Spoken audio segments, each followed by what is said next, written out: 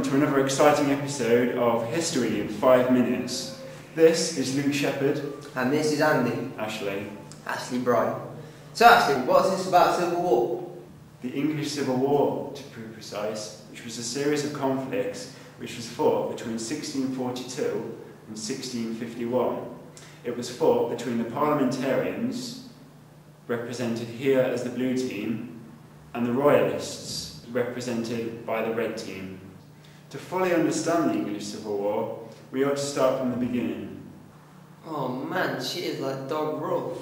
That's Henrietta Maria, daughter of this chap, Henry IV of France.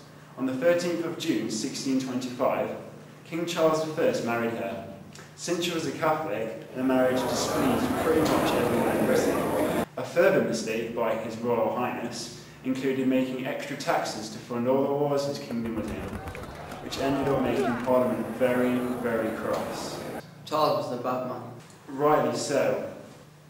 On the 22nd of August 1642, King Charles decided to make up with Parliament through the medium of dance. No, what I was about to say was that King Charles formally declared war and the English Civil War began. The English Civil War spanned over 3 separate conflicts. First there was the First English Civil War.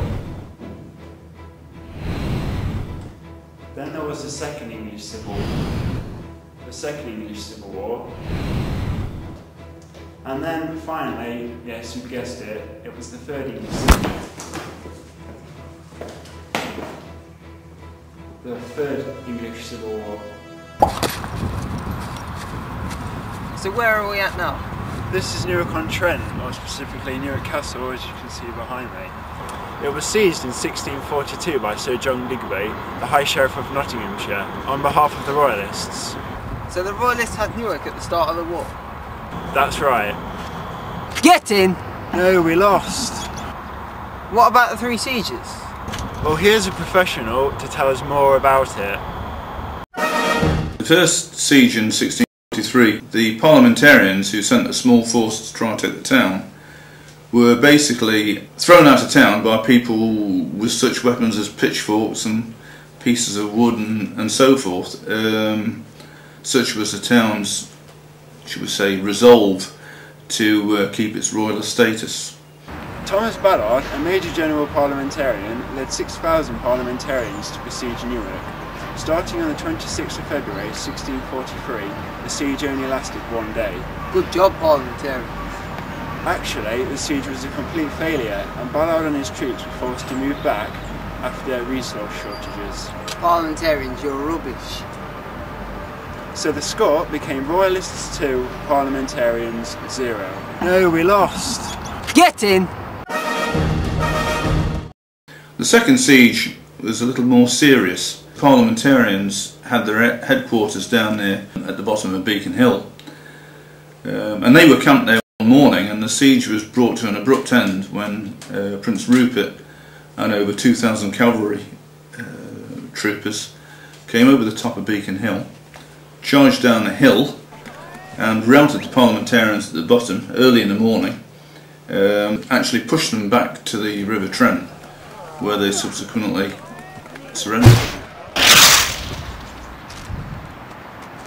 So in the end, the Newark Royalists held out once again.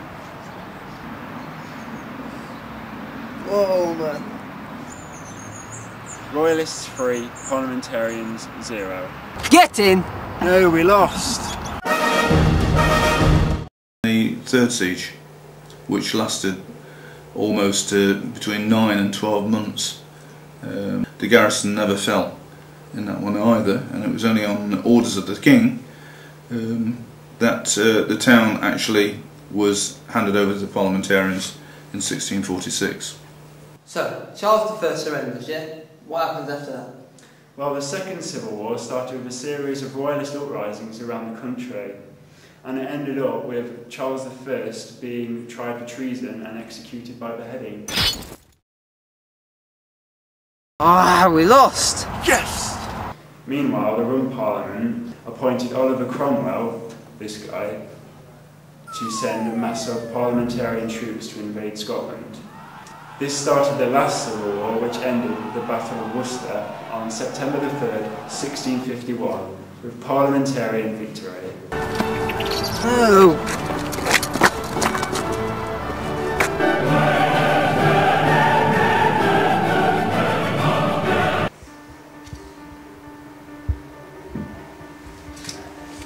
Well, thanks for joining us, folks. Until next time, au revoir. Yeah, Reservoir 2, say, peace out. That's not what I said.